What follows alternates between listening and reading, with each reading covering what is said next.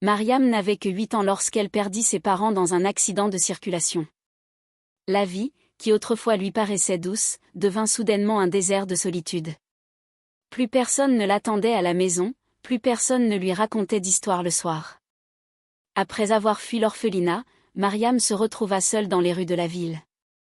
À 8 ans, elle découvrit un monde dur, où le vent glacial mordait la peau et où les regards des passants étaient souvent froids.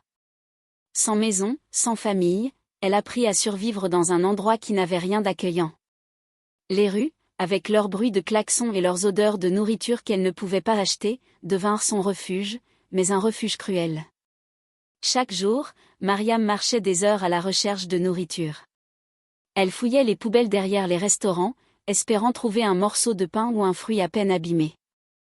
Parfois, elle découvrait un trésor, une pomme à moitié mangée ou un bout de sandwich. Elle mangeait vite, de peur qu'on ne lui prenne son maigre butin. L'eau, elle la trouvait dans les fontaines publiques, buvant à petites gorgées pour ne pas attirer l'attention. Elle avait appris à être discrète, à se fondre dans l'ombre. La nuit était le moment le plus dur. Quand le soleil disparaissait, le froid enveloppait Mariam comme une couverture de glace. Elle cherchait des endroits abrités, sous les auvents des magasins fermés, dans des ruelles où les murs bloquaient un peu le vent. Elle utilisait des cartons comme matelas et serrait sa poupée contre elle pour se sentir moins seule. Mais le sommeil venait difficilement. Les bruits de la ville voiture, cris, sirènes la gardaient éveillée. Et quand elle fermait les yeux, elle revoyait ses parents, leur sourire, leur chaleur, et les larmes coulaient en silence. Les gens passaient sans la voir. Certains détournaient le regard, gênés par cette petite fille sale aux vêtements déchirés. D'autres la regardaient avec mépris, comme si elle était un problème à ignorer. Mariam ne comprenait pas pourquoi personne ne s'arrêtait. Elle voulait crier « Je suis là. J'ai besoin d'aide. » Mais elle avait peur. Peur qu'on l'envoie dans un autre orphelinat, peur qu'on lui prenne sa liberté, aussi dure soit-elle. Parfois, elle croisait d'autres enfants des rues. Ils étaient comme elle, perdus, affamés, mais méfiants. Ils partageaient rarement leurs trouvailles. Mariam apprit à ne compter que sur elle-même. Pourtant, elle ne pouvait s'empêcher de rêver d'une main tendue, d'un sourire gentil. Elle parlait à sa poupée, lui confiant ses espoirs, un lit chaud, un repas complet, une famille qu'il aimerait à nouveau. Malgré tout, Mariam gardait une petite flamme dans son cœur. Elle refusait de croire que la vie serait toujours aussi cruelle. Elle se souvenait des mots de sa mère, même dans la tempête, il y a toujours un rayon de soleil quelque part. Ces mots la poussaient à continuer, à chercher ce rayon, même si elle ne savait pas où le trouver. La rue, bien qu'impitoyable, lui apprit des leçons qu'aucune école n'aurait pu lui enseigner. Elle découvrit la résilience, la patience, et l'art de trouver de la beauté dans les petites choses, un oiseau qui chantait, un rayon de soleil sur son visage, une goutte de pluie qui dansait sur sa main. Ces instants, si simples, lui donnaient la force de tenir un jour de plus. Mais une nuit, tout allait changer. Une rencontre inattendue allait transformer son monde, lui montrer que même dans les rues les plus sombres, l'amour pouvait surgir comme une étoile dans la nuit. Une nuit d'automne, sous une pluie battante, Mariam était recroquevillée sous un vieux carton, tremblant de froid. Ses vêtements, trempés, collaient à sa peau, et ses dents claquaient. La rue était déserte, les lumières des lampadaires vacillaient, et le monde semblait l'avoir oubliée. Elle serrait sa poupée, murmurant des mots qu'elle seule entendait, quand un bruit léger attira son attention. Dans l'obscurité, 2 yeux brillants l'observaient. C'était un chien, maigre, au pelage mouillé et emmêlé. Il boitait légèrement, comme si la vie l'avait lui aussi malmené. Il s'approcha lentement, méfiant, ses oreilles baissées. Mariam, d'abord effrayée, remarqua la douceur dans son regard. Il n'avait pas l'air méchant, juste perdu, comme elle. Sans réfléchir, elle tendit sa petite main, paume ouverte. Le chien hésita, puis posa sa tête dessus, doucement, comme s'il cherchait un peu de chaleur. Ce contact, si simple, réchauffa le cœur de Mariam. Pour la première fois depuis des mois, elle ne se sentait plus complètement seule. Elle caressa la tête du chien, sentant ses poils humides sous ses doigts. Il ne bougea pas, se contentant de fermer les yeux, comme s'il savourait ce moment. Mariam sourit, un sourire qu'elle n'avait pas eu depuis longtemps. « Toi aussi, Tu n'as personne, murmura-t-elle. Le chien sembla comprendre, car il se rapprocha encore. Ils restèrent là, sous la pluie, deux âmes abandonnées partageant un instant de réconfort. Mariam partagea un bout de pain qu'elle avait trouvé dans une poubelle. Le chien le mangea délicatement, comme s'il savait que c'était tout ce qu'elle avait. Ce geste, si petit, c'est là une amitié silencieuse. Ils n'avaient pas besoin de mots pour se comprendre. Leur solitude, leur douleur, les unissaient d'une manière que seuls les cœurs brisés peuvent comprendre. Le chien, qu'elle nomma plus tard Espoir, devint son ombre. Il la suivait partout, dormant à ses côtés, grognant doucement si un danger approchait. Mariam, elle, partageait tout avec lui, ses maigres repas, ses pensées, ses larmes. Elle lui parlait de ses parents, de ses rêves d'une vie meilleure. Le chien l'écoutait, la tête posée sur ses genoux, ses yeux pleins de tendresse. Pour la première fois, Mariam sentait qu'elle comptait pour quelqu'un. Cette rencontre changea tout. Les rues, toujours aussi dures, semblaient moins effrayantes avec Espoir à ses côtés. Il était son gardien, son ami, son rayon de soleil dans la tempête. Quand elle avait froid, il se blottissait contre elle, lui offrant sa chaleur. Quand elle pleurait, il léchait ses joues, comme pour effacer ses larmes. Mariam, qui avait oublié ce que c'était d'aimer, redécouvrait ce sentiment grâce à lui. Cette amitié, née dans la misère, était un miracle. Mariam et Espoir, deux êtres rejetés par le monde, avaient trouvé en l'autre une raison de continuer. Ils n'avaient rien, ni maison, ni argent, mais ils savaient l'un l'autre. Et dans ce monde cruel, c'était déjà beaucoup. Cette rencontre inattendue allait bientôt attirer l'attention de quelqu'un qui changerait leur vie. Car parfois, les moments les plus simples, comme une main tendue sous la pluie, sont le début d'une histoire extraordinaire. Mariam et Espoir, sans le savoir, venaient d'allumer une petite lumière dans l'obscurité, une lumière qui attirerait bientôt des milliers de cœurs. Chaque nuit, dans les rues sombres et froides, Mariam trouvait du réconfort auprès d'Espoir, son fidèle chien. Après leur rencontre, ils devinrent inséparables. Sous les cartons humides ou les auvents des magasins, Espoir se blottissait contre elle, son corps chaud chassant le froid qui mordait ses petits os. Ce n'était pas seulement sa chaleur qui la réconfortait, mais le battement de son cœur, régulier et rassurant, qui lui rappelait qu'elle n'était plus seule. Mariam, qui avait passé tant de nuits à trembler de peur, découvrait un nouveau sentiment, la sécurité. Espoir, avec ses yeux doux et son poil rêche, était plus qu'un chien. Il était son oreiller, sa couverture, son protecteur. Quand le vent hurlait ou que des bruits suspects résonnaient dans la ruelle, il grognait doucement, prêt à la défendre. Mariam, en retour, le serrait fort, murmurant « On est ensemble, toi et moi ». Ces mots, simples, étaient leur pacte. Elle l'avait nommé Espoir, car il représentait tout ce qu'elle avait perdu, la confiance, la chaleur, l'amour. Chaque soir, elle s'allongeait près de lui, posant sa tête sur son flanc. Le rythme de sa respiration la berçait, et pour la première fois depuis la mort de ses parents, elle dormait profondément. Ce n'était pas un sommeil parfait, le sol était dur, le froid toujours présent, mais c'était un sommeil apaisé, car elle savait qu'Espoir veillait sur elle. Le jour, ils partageaient tout. Mariam gardait toujours un morceau de ce qu'elle trouvait pour lui, un bout de pain, une croûte de fromage. Espoir, reconnaissant, mangeait lentement, comme s'il comprenait qu'elle se privait pour lui. En retour, il lui offrait sa loyauté. Quand elle pleurait, il posait sa tête sur ses genoux, léchant ses larmes. Quand elle riait, il remuait la queue, partageant sa joie. Leur lien était pur, bâti sur la survie et l'amour inconditionnel. Les nuits dans la rue étaient toujours dures. Parfois, la pluie les trempait jusqu'aux os, ou le froid les faisait trembler ensemble. Mais Mariam ne se plaignait pas. Avec Espoir, elle se sentait forte. Elle lui parlait pendant des heures, lui racontant ses souvenirs d'avant, ses rêves d'une maison chaude, d'une école où elle apprendrait à lire. Espoir, immobile, semblait tout comprendre. Ces moments donnaient à Mariam la force de continuer, jour après jour. Pour elle, Espoir n'était pas juste un chien errant. Il était sa famille, son seul ami dans un monde qu'il avait oublié. Elle caressait son pelage, même s'il était sale, et lui promettait « Un jour, on aura une maison, toi et moi ». Ces mots, elle les répétait comme une prière, espérant qu'un miracle arriverait. Cette amitié, si simple, était un trésor.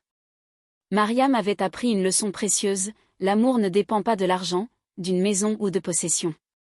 Il naît dans les cœurs, même les plus brisés, et peut transformer une nuit froide en un moment de chaleur. Espoir lui avait redonné une raison de sourire, de croire en demain. Bientôt, cette image d'une petite fille dormant avec son chien attirerait l'attention du monde. Mais pour l'instant, sous les étoiles, Mariam et Espoir partageaient un lien plus fort que tout, un amour qui défiait la misère, un amour qui les gardait en vie. Dans les rues animées de la ville, Mariam et Espoir formaient un tableau poignant, une petite fille de 8 ans, sale et frêle, dormant blottie contre un chien maigre sous un carton. Cette scène, qui aurait dû émouvoir, laissait souvent les passants indifférents. Les gens marchaient vite, absorbés par leurs soucis, leur téléphone, leur vie. Pourtant, Mariam et son fidèle compagnon étaient là, visibles, au milieu de la foule, mais presque invisibles. Certains passants détournaient les yeux en voyant Mariam. Sa silhouette fragile, ses vêtements déchirés, son regard triste les mettaient mal à l'aise. Ils accéléraient le pas, comme si regarder trop longtemps les rendrait responsables. D'autres, moins discrets, la fixaient avec mépris, murmurant des mots durs, encore une gamine des rues, elle devrait être à l'école. Mariam entendait parfois ces paroles, et son cœur se serrait. Elle voulait crier qu'elle n'avait pas choisi cette vie, mais elle baissait la tête, serrant Espoir contre elle. Il y avait aussi ceux qui s'arrêtaient, mais pas pour aider. Certains prenaient des photos avec leur téléphone, comme si Mariam et Espoir étaient une curiosité, un spectacle. Ils postaient ces images sur les réseaux sociaux, ajoutant des légendes comme « La vie est dure » ou « Triste réalité ». Mais après avoir pris leurs photos, ils partaient, laissant Mariam seule avec son chien. Ces moments la blessaient profondément. Elle n'était pas un objet à photographier, mais une enfant qui rêvait d'amour et de sécurité. Quelques rares personnes s'arrêtaient pour de vrai. Une vieille dame, un jour, lui donna une pomme et un sourire. Un homme lui tendit une couverture usée, disant « Ça te tiendra chaud ». Ces gestes, si simples, étaient comme des étoiles dans la nuit pour Mariam. Elle remerciait timidement, serrant la pomme ou la couverture comme un trésor. Mais ces actes de bonté étaient rares, trop rares. La plupart du temps, le monde continuait de tourner sans elle. Espoir, lui, ne jugeait jamais. Quand les passants passaient sans un regard, il posait sa tête sur les genoux de Mariam, comme pour lui dire « Moi, je suis là ». Sa présence la protégeait des jugements, des regards froids. Avec lui, elle se sentait digne, aimée, même si le monde la voyait comme une ombre. Mariam se demandait souvent pourquoi les gens étaient si pressés, si indifférents. Elle voyait des enfants avec des sacs d'école, des parents qui les serraient dans leurs bras, et elle enviait leur bonheur. Mais elle ne haïssait personne. Elle avait appris, malgré son jeune âge, que la vie est dure pour tout le monde, même pour ceux qui semblent tout avoir. Elle gardait espoir qu'un jour, quelqu'un la verrait vraiment, pas juste comme une pauvre fille des rues, mais comme Mariam, une enfant avec des rêves. Cette scène, une petite fille et son chien endormis ensemble, était un miroir pour le monde. Elle montrait la solitude, la pauvreté, mais aussi l'amour pur entre deux êtres oubliés. Les passants qui la voyaient avaient le choix, ignorer, juger, ou agir. La plupart choisissaient l'indifférence, mais une personne allait bientôt faire la différence. Un regard, un geste, allait transformer la vie de Mariam et d'Espoir, prouvant que même un seul cœur ouvert peut changer le destin d'une enfant. Un matin gris, alors que Mariam et Espoir dormaient sous un auvent, un homme s'arrêta devant eux. Contrairement aux autres passants, il ne détourna pas le regard, ne prit pas de photos à la hâte. C'était un journaliste, Paul, qui travaillait pour un journal local. Il avait vu beaucoup de choses dans sa carrière, mais la vue de cette petite fille blottie contre un chien errant le bouleversa. Il sentit que leur histoire méritait d'être racontée. Paul s'accroupit près de Mariam, qui ouvrit les yeux, méfiante. « Je ne te veux pas de mal, dit-il doucement. » Il lui offrit un sandwich et une bouteille d'eau. Mariam, affamée, accepta timidement, partageant un morceau avec Espoir. Paul observa leur lien, cette tendresse entre une enfant et un animal, et son cœur se serra. Il demanda à Mariam son nom, son histoire. Elle parla à voix basse, racontant la perte de ses parents, la rue, et comment Espoir était devenu sa seule famille. Ému, Paul décida d'agir. Il prit des photos, mais pas pour sensationnaliser. Il voulait montrer au monde la force de cette petite fille et de son chien. De retour au journal, il écrivit un article intitulé « Mariam et Espoir, l'amour au milieu de la rue ». Il décrivit leur quotidien, leur lutte pour survivre, et cet amour pur qui les unissait. Les photos, montrant Mariam endormie contre Espoir, touchèrent les cœurs des lecteurs. L'article fut publié le lendemain, et l'histoire se répandit comme une traînée de poudre. Les réseaux sociaux s'enflammèrent. Les gens partageaient les photos, commentaient avec des larmes virtuelles, choqués qu'une enfant vive ainsi. Comment peut-on laisser une petite fille dans la rue, écrivait l'un. Ce chien est plus humain que beaucoup d'entre nous, disait un autre. En quelques heures, l'histoire de Mariam et Espoir devint virale, touchant des milliers de personnes à travers le monde. Des messages affluaient au journal. Certains voulaient envoyer de l'argent, d'autres des vêtements ou de la nourriture. Une femme proposa même d'adopter Mariam et son chien. Paul, dépassé par cette vague de solidarité, organisa une rencontre avec des associations locales pour coordonner l'aide. Il voulait s'assurer que Mariam ne soit pas exploitée, que chaque don serve à lui offrir une vie meilleure. Pendant ce temps, Mariam n'avait aucune idée de ce qui se passait. Elle continuait sa routine, cherchant de la nourriture avec espoir, ignorant que son visage était vu par des millions de personnes. Pour elle, la vie restait la même, dure, mais illuminée par la présence de son chien. Elle ne savait pas que, grâce à un homme qui avait pris le temps de la voir vraiment, son destin allait changer. Ce jour-là, Paul revint la voir. Il lui expliqua que des gens, partout, voulaient l'aider. Mariam, confuse, serra Espoir contre elle. « Ils veulent qu'on dorme plus dans la rue ?» demanda-t-elle. Paul hocha la tête, les larmes aux yeux. Il lui promit que bientôt, elle et Espoir auraient un endroit sûr où vivre. Ce moment marqua un tournant. L'histoire de Mariam et Espoir, née dans l'ombre des rues, venait d'allumer une lumière dans le cœur de milliers de personnes. Un simple article, un regard bienveillant, avait suffi pour transformer une vie. Bientôt, cette vague d'amour allait offrir à Mariam ce dont elle rêvait, un avenir. L'histoire de Mariam et Espoir, publiée par Paul, toucha le monde entier.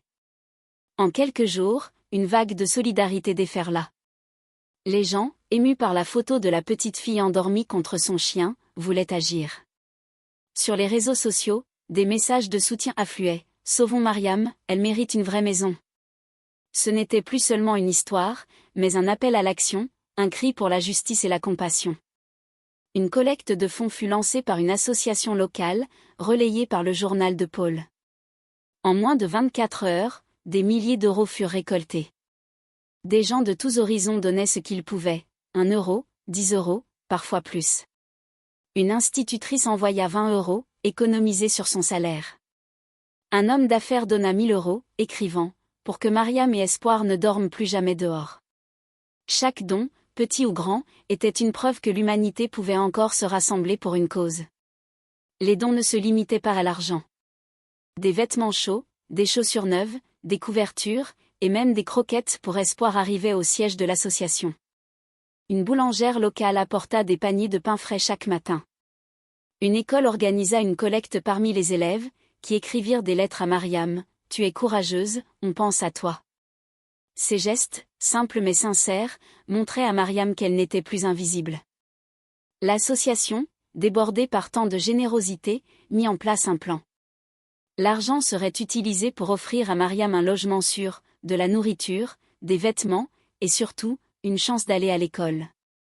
Ils contactèrent des familles d'accueil prêtes à accueillir une enfant et son chien, car personne ne voulait séparer Mariam d'Espoir.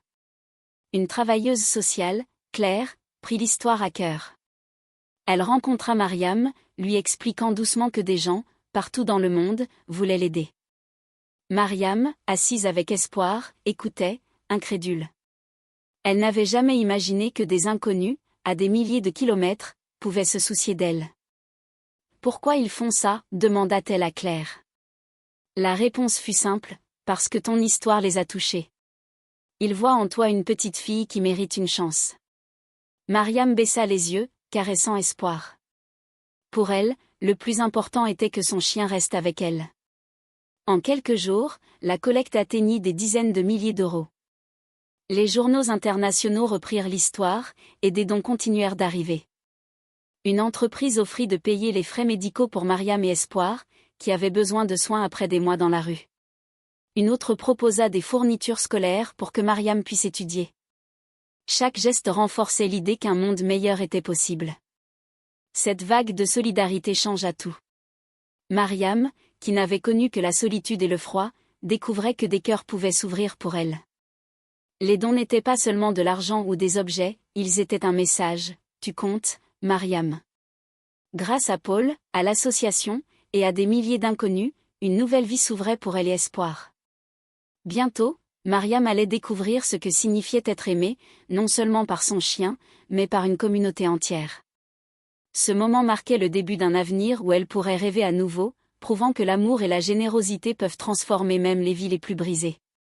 Quand Claire, la travailleuse sociale, annonça à Mariam qu'elle n'aurait plus à dormir dans la rue, la petite fille resta silencieuse. Assise sur un banc, Espoir blotti contre elle, elle écoutait sans vraiment comprendre. On lui parlait d'une maison, de vêtements neufs, d'une école, et même d'un lit pour elle et son chien. Mais pour Mariam, ces mots semblaient trop beaux pour être vrais. Elle serra Espoir dans ses bras et murmura « Nous allons enfin dormir tranquille ». Ce n'était pas l'argent, ni la maison, ni les promesses d'une vie meilleure qui la touchaient le plus. C'était l'idée que des gens, qu'elle n'avait jamais rencontrés, s'étaient unis pour l'aider. Mariam, qui avait passé des mois à se sentir invisible, découvrait que le monde pouvait être bon. Elle ne pleura pas de joie pour les milliers d'euros récoltés, mais pour la chaleur d'espoir contre elle, pour la certitude qu'ils resteraient ensemble, en sécurité. Quelques jours plus tard, Mariam fut accueillie dans un centre temporaire. Pour la première fois, elle dormit dans un vrai lit, sous un toit. Espoir, lavé et nourri, dormait à ses pieds. Elle touchait les draps doux, sentait l'odeur du savon sur sa peau propre, et souriait. Ce n'était pas le confort qui la rendait heureuse, mais le sentiment d'être protégée. Elle murmura à Espoir, « On n'a plus peur maintenant, hein ?» Le chien remua la queue, comme s'il comprenait. Mariam reçut des colis remplis de cadeaux, des vêtements colorés, des chaussures qui ne laissaient pas passer l'eau, un cartable pour l'école. Une lettre, écrite par une petite fille de son âge, la toucha particulièrement, « J'ai donné mon argent de poche pour toi. J'espère que tu seras heureuse. » Mariam, qui ne savait pas encore bien lire, demanda à Claire de lui relire cette lettre plusieurs fois. Elle voulait apprendre à écrire pour répondre, pour dire merci. Sa gratitude était pure, comme celle d'un enfant qui n'a jamais rien possédé. Elle ne voyait pas les dons comme un dû, mais comme un miracle. Chaque soir, elle caressait Espoir et pensait à tous ces gens qui l'avaient aidée. Elle se demandait comment elle pourrait leur rendre un jour cet amour. Quand je serai grande, je veux aider les autres, dit-elle un jour à Claire. Cette phrase, simple, montrait la grandeur de son cœur. Mariam ne comprenait pas encore tout ce qui se passait, mais elle ressentait une chaleur nouvelle dans son âme. Elle avait toujours cru que l'amour se limitait à celui de ses parents, puis d'Espoir. Mais maintenant, elle découvrait que l'amour pouvait venir d'inconnus, de loin, et qu'il pouvait changer une vie. Elle gardait précieusement la couverture que la vieille dame lui avait donnée, la pomme offerte par un passant, car ses gestes, comme ceux des milliers de donateurs, étaient des preuves d'humanité. Cette gratitude, sincère et profonde, guida ses premiers pas vers une nouvelle vie. Elle savait qu'elle n'oublierait jamais d'où elle venait, ni ceux qui l'avaient sauvée. Avec Espoir à ses côtés, elle se promettait de transformer cette chance en quelque chose de beau, pour elle et pour les autres. Car pour Mariam, le vrai trésor n'était pas l'argent, mais l'amour qui avait fait naître ce miracle. Avec l'aide des dons, la vie de Mariam prit un nouveau départ. Une famille d'accueil, les Dubois, l'accueillit avec chaleur. Ils vivaient dans une maison modeste, entourée d'un petit jardin où Espoir pouvait courir. Madame Dubois, une femme douce aux cheveux grisonnants, avait toujours rêvé d'avoir une fille. Monsieur Dubois, un homme calme, adorait les animaux et promit à Mariam qu'Espoir serait toujours le bienvenu. Pour la première fois, Mariam sentit qu'elle avait une place quelque part. Les premiers jours furent étranges. Après des mois dans la rue, dormir dans un lit douillet et manger à table semblait irréel. Mariam, timide, observait tout avec de grands yeux. Elle craignait que ce bonheur ne disparaisse, comme ses parents. Mais les Dubois, patient, lui donnait du temps. Il lui parlait doucement, lui montrait comment utiliser une fourchette, comment se brosser les dents. Espoir, lui, s'adapta vite, dormant sur un tapis près du lit de Mariam. L'école fut une grande étape. Grâce aux dons, Mariam reçut un cartable, des crayons, et des cahiers neufs. Elle était nerveuse le premier jour, serrant la main de Madame Dubois. Mais ses camarades, qui connaissaient son histoire, l'accueillirent avec des sourires. Une fille, Sophie, lui offrit un crayon décoré de fleurs. Mariam, touchée, le garda comme un trésor. Elle apprenait vite, malgré son retard. Lire et écrire devinrent ses passions. Chaque soir, elle écrivait dans un cahier, « Quand on n'a plus rien, il reste toujours l'amour. » Et l'amour attire les miracles. Espoir, soigné par un vétérinaire, retrouva sa vigueur. Son pelage, autrefois terne, brillait. Il suivait Mariam partout, attendant devant l'école à la fin des classes. Les enfants l'adoraient, le caressant et riant quand il remuait la queue. Pour Mariam, voir Espoir heureux était une victoire. Il n'était plus un chien errant, mais un membre de la famille, aimé et choyé. Les Dubois encourageaient Mariam à parler de ses souvenirs, de ses parents. Il ne cherchait pas à remplacer sa famille, mais à en construire une nouvelle. Un soir, Mariam leur montra sa poupée en tissu, seul souvenir de sa mère. Madame Dubois, émue, lui cousit une nouvelle robe pour la poupée. Ce geste, si simple, fit comprendre à Mariam qu'elle était aimée. Elle commença à sourire plus souvent, à rire, à rêver d'un avenir. L'argent des dons permit aussi de payer des cours de soutien pour l'aider à rattraper son retard scolaire. Mariam voulait devenir médecin, pour soigner les gens, comme on l'avait soigné. Elle étudiait dur, motivée par l'idée de rendre un jour au monde ce qu'il lui avait donné. Espoir, toujours à ses côtés, semblait l'encourager de son regard fidèle. Cette renaissance n'effaça pas les blessures du passé, mais elle les transforma. Mariam apprit que la vie, même après les pires épreuves, pouvait offrir de nouveaux débuts. Elle gardait dans son cœur la leçon que l'amour, qu'il vienne d'un chien ou de milliers d'inconnus, est plus fort que la douleur. Chaque soir, en écrivant dans son cahier, elle remerciait le monde pour cette seconde chance. Son histoire, celle d'une petite fille sauvée par un chien et par la générosité humaine, devint un symbole. Mariam, avec espoir, prouvait qu'un nouveau départ est toujours possible, même après les nuits les plus sombres. Elle était prête à construire un avenir lumineux, porté par l'amour et l'espoir. Des années plus tard, Mariam, devenue une jeune femme, se tenait devant des salles remplies de gens. À 18 ans, elle racontait son histoire avec une voix rassurée, espoir toujours à ses côtés, désormais grisonnant mais fidèle. Elle parlait de sa vie dans la rue, de la perte de ses parents, de la solitude, et de l'amour d'un chien errant qu'il avait sauvé. Son témoignage touchait les cœurs, car il portait des leçons universelles, apprises dans la douleur mais partagées avec espoir. La pauvreté n'est pas une honte, disait-elle. Elle expliquait comment, enfant, elle se sentait coupable d'être pauvre, comme si c'était sa faute. Elle avait appris que la pauvreté n'est pas un choix, mais une circonstance, et que personne ne devrait être jugé pour cela. Elle encourageait son public à regarder les sans-abri avec compassion, à voir en eux des êtres humains avec des rêves, des peurs, et une histoire. La solidarité transforme des vies, poursuivait-elle. Mariam n'oubliait jamais les milliers de personnes qui avaient donné pour elle, 1 euro, une couverture, une lettre. Ces gestes, petits ou grands, lui avaient offert une maison, une école, un avenir. Elle racontait comment un simple article de journal avait changé son destin, prouvant qu'un seul acte de bonté peut avoir un effet boule de neige. Elle incitait chacun à agir, même modestement, car chaque geste compte. Ce qu'on donne par compassion vaut bien plus que ce qu'on garde par égoïsme, ajoutait-elle.